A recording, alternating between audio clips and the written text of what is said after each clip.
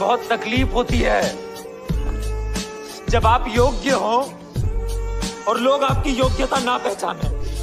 तो दोस्तों, ये जानने में तो सभी का इंटरेस्ट है कि आने वाला फ्यूचर कैसा रहने वाला है। सभी प्रेडिक्ट कर रहे हैं कि एआई और भी ज़्यादा स्मार्ट हो जाएगा, हमारी टेक्नोलॉजी और भी ज़्यादा हाईटेक हो जाएगी। पर क्या हो कि मैं आपसे कहूँ, मतलब मैं नहीं, आज की मूवी आपसे कहे कि आने वाले लोग और भी ज़्यादा डम्ब होंगे। मतलब फ्यूचर के लोग स्मार्ट होने की बजाय और भी ज़्यादा डम्ब होंगे।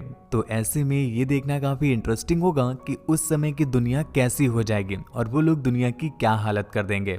So hey there, I am Shivai and today we gonna talk about a movie called Idiocracy।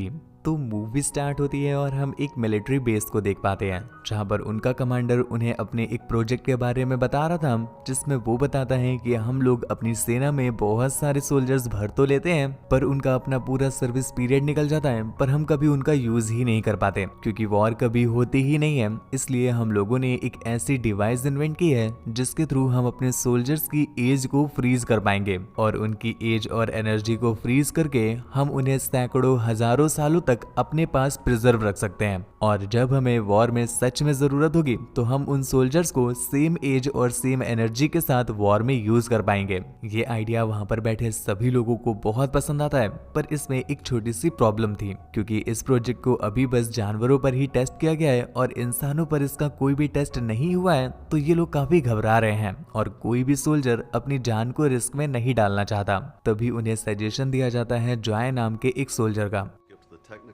Actual में जॉय इनकी आर्मी में था तो, पर उसका कोई यूज नहीं था। वो बहुत बड़ा डम्ब है और उससे अगर तुम छोटा सा भी काम बोलो तो वो उसे भी बिगाड़ देता था। इस वजह से कोई भी आर्मी में उसे पसंद नहीं करता है और जॉय की कोई फैमिली भी नहीं थी। तो वो डिसाइड करते हैं कि जॉय को ही इस एक्सपेरिमेंट में बलि का बकरा बनाएंगे ताकि अगर कल को कुछ गलत हो भी गया तो ना उसकी फैमिली कुछ बोलेगी और यहाँ के लोग तो वैसे भी उससे परेशान है। इसके साथ साथ वो एक लड़की को भी चूज करते हैं जिसका नाम रीटा है और वो एक ठग है। वो लोगों से पैसे ऐंठती है और उसकी भी कोई फैमिली नहीं है। तो इन दोनों को ही लालच देकर उस चैम्बर में लाया जाता है। अब जॉय तो ऑलरेडी डम्ब है तो वो तो चट से जाकर चैम्बर में बैठ जाता है। पर दूसरी तरफ रीटा को कुछ गड़बड़ लग रही थी, लेकिन जॉय जिससे खुद कुछ नहीं पता है पर वो फिर भी उसे विश्वास दिलाने लगता है कि अरे ये तो बहुत अच्छा एक्सपेरिमेंट है और इससे पहले बहुत सारे लोगों पर किया भी जा चुका है, तो तुम बस चैम्बर में लेट जाओ और ये सब लोग खुद से ही सब कुछ संभाल लेंगे। रीटा भी उसकी बात मानकर चैम्बर में लेट जाती है और फिर ये लोग अपना प्रोसेस स्टार्ट कर देते हैं। ऐसे करते करते कुछ दिन बीत जाते हैं, पर एक दिन उस कमांडर को अरेस्ट कर लिया जाता है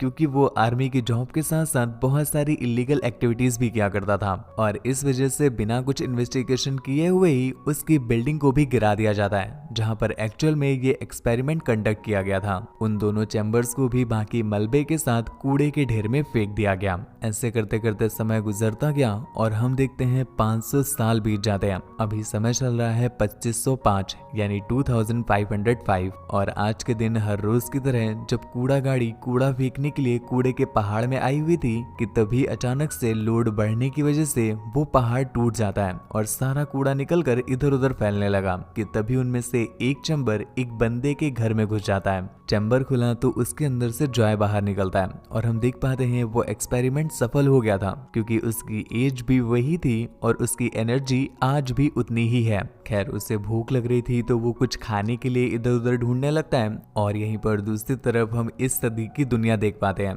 इस सदी के जो लोग हैं वो तो एक नंबर के बेवकूफ हैं।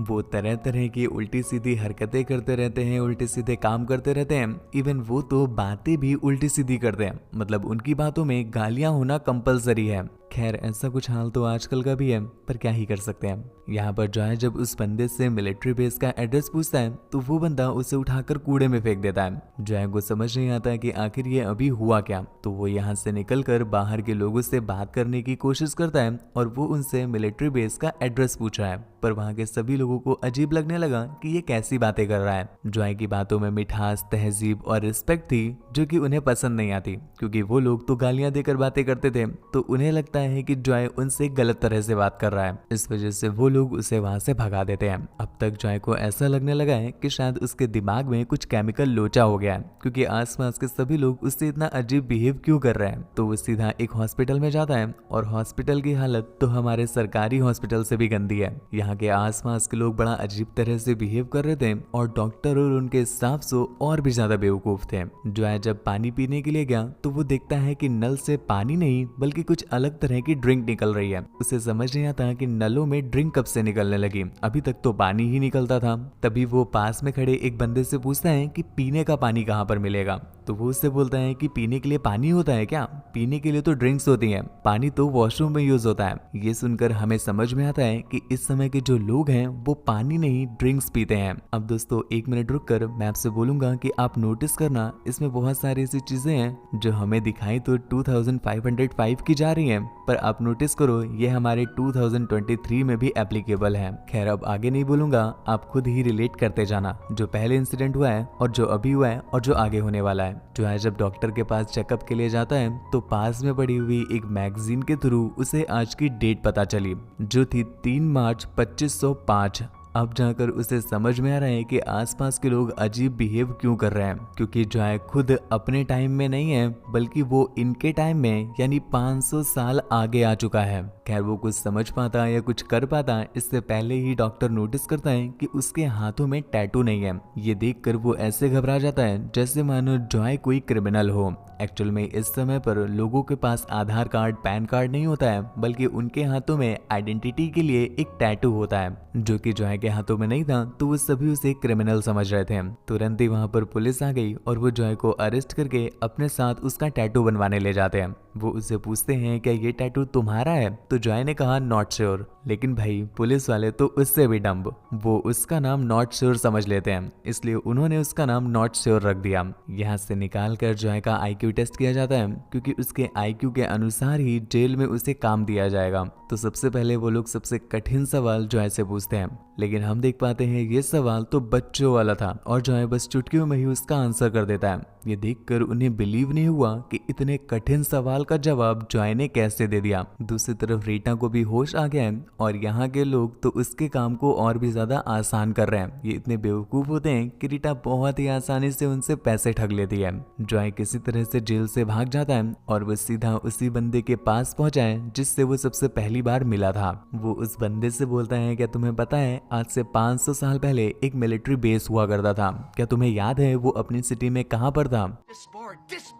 वो बंदा कहता है कि हाँ मुझे पता तो है, पर मैं तुम्हें क्यों बताऊं? जॉय उसे लालच देता है कि अगर वो उसे बताएगा तो वो उस मिलिट्री बेस के थ्रू अपने टाइम पर वापस चला जाएगा और वहां पहुंचकर वो इसके लिए बहुत सारे पैसे सेंड करेगा, जिससे उसकी लाइफ मस्त हो जाएगी। बंदा तो था ही बेवकूफ, तो वो उसकी बातों में आ जाता है और वो उसे अपने साथ उसी मिलिट्री बेस कैंप की तरफ ले जाने लगा। रास्ते में इन्हें रीटा भी मिल गई है तो वो उसे भी साथ में ले लेते हैं, पर फूटी किस्मत, रास्ते में एक बार फिर से पुलिस उनका टैटू स्कैन करती है और बेचारा जॉय फंस जाता है। लेकिन इस बार वो उसे लेकर जेल में नहीं बल्कि प्रेसिडेंट हाउस यानी व्हाइट हाउस जाते हैं। प्रेसिडेंट उससे कहते हैं कि तुम्हारा IQ दुनिया में सबसे ज्यादा है, इसलिए तुम्हारी सजा को माफ कर दिया गया है, बस तुम्हें हमारा एक काम करना पड़ेगा। ये बोलकर प्रेसिडेंट अपने लोगों के पास चले जाते हैं और यहाँ पर वो सेलिब्रेट करते हुए बता रहे थे कि हमें एक ऐसा बंदा मिल गया है जो दुनिया में सबसे ज्यादा स्मार्ट है और वो हमारी इस प्रॉब्लम से निकलने में हमारी हेल्प जरूर करेगा। एक्चुअल में ये वो समय चल रहा है जिस समय पर फसलें नहीं उगती हैं।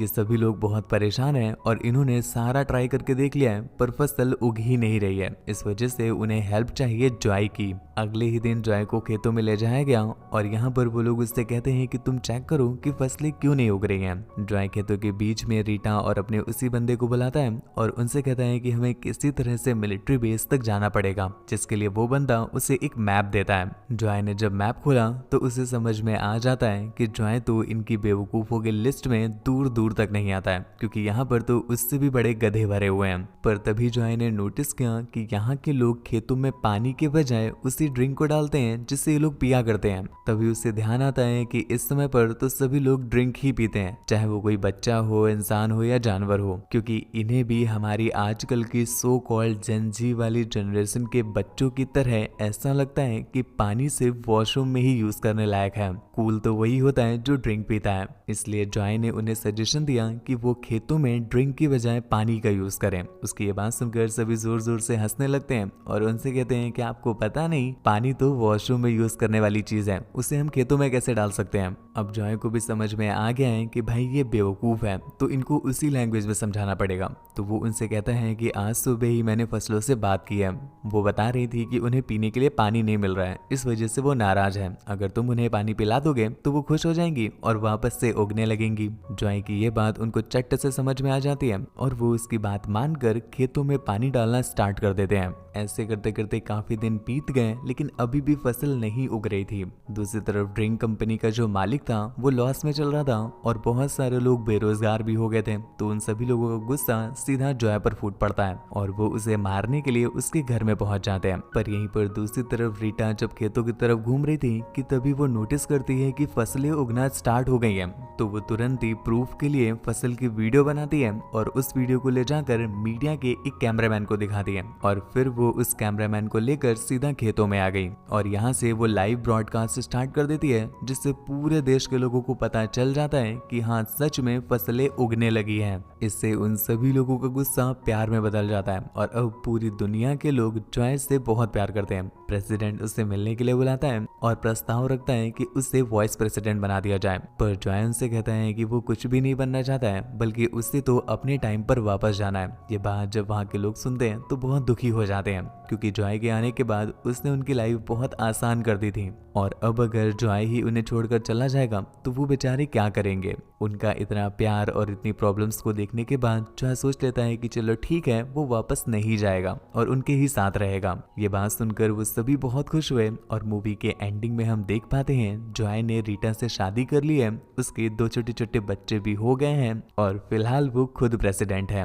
खैर, आप क्या पीना प्रेफर करते हैं, पानी या सॉफ्ट ड्रिंक्स? नीचे कमेंट करके जरूर बताना। ऐसी ही और भी ज्यादा इंटरेस्टिंग मूवीज के लिए चैनल को सब्सक्राइब करना ना भूलें। मुझसे बात वगैरह करना चाहते हैं या मुझे देखना चाहते हैं तो आप इंस्टाग्राम पर आ सकते हैं या मैं आपको मिल जाऊंगा मेरे व्लॉग वाले चैनल पर भी। तो अपना और अपनी फैमिली का ख्याल रखें। धन्यवाद।